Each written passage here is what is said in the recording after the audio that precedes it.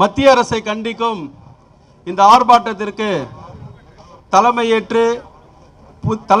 இருக்கும் புதிதாக அகில இந்திய காங்கிரஸ் கட்சியால் சமூக நீதியின் அடிப்படையில் தலித் மக்களுக்கு ஆதரவான கட்சி காங்கிரஸ் கட்சி என்ற கோரிக்கையோ அதை முன்னெடுக்கும் வகையில் இன்னைக்கு புதிதாக நியமிக்கப்பட்டிருக்கும் அன்பு அண்ணன் செல்வ பெருந்தகை அவர்களே மற்றும் காங்கிரஸ் கட்சியில் மாணவர் பருவம் இளைஞர் பருவம் இப்படி காங்கிரஸ் கட்சியில் தன்னை இணைத்து கொண்டு படிப்படியாக வளர்ந்து இன்றைக்கு சிஎல்பியாக அவரை அறிமுகப்படுத்தி அவரை ஆதரித்திருக்கும் திரு ராஜேஷ்குமார் அவர்களுக்கும் மற்றும் இந்த மேடையிலே அமர்ந்திருக்கும் அனைத்து தலைவர்களுக்கும் வணக்கத்தை கூறிக்கொண்டு இங்க நிறைய தலைவர்கள் பேச இருக்காங்க. குறிப்பா நம்ம புதிய தலைவர் இன்னைக்கு பேச இருக்கிறாரு, சிஎல்பி பேச இருக்காங்க.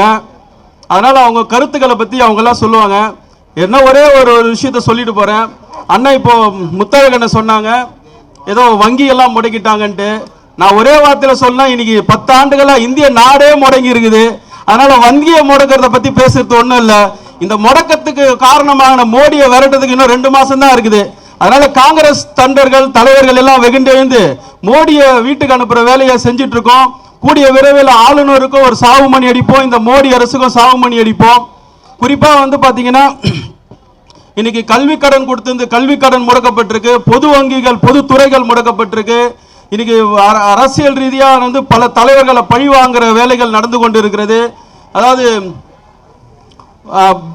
சிபிஐ அப்புறம் பாத்தீங்கன்னா அமலாக்கத்துறை இந்த மாதிரி பல துறைகளை பாஜக கைகூலியா அவங்களுக்கு செஞ்சிட்டு இருக்காங்க.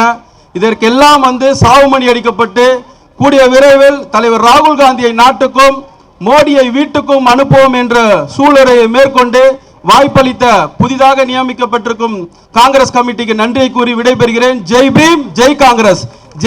ஜெய் ஸ்ரீராம ஒழிக்கணும்னா ஜெய் பீம் தான் அப்படின்றத மீண்டும் ஒரு முறை அகில இந்திய தலைமை நமக்கு சொல்லியிருக்கு. அதை நாங்கள் நிறைவேற்றும் என்று கூறிக்கொண்டு மீண்டும் ஒரு முறை அகில இந்திய தலைவருக்கு நன்றியை கூறி விடைபெறுகிறேன். ஜெய் பீம், ஜெய் காங்கிரஸ்.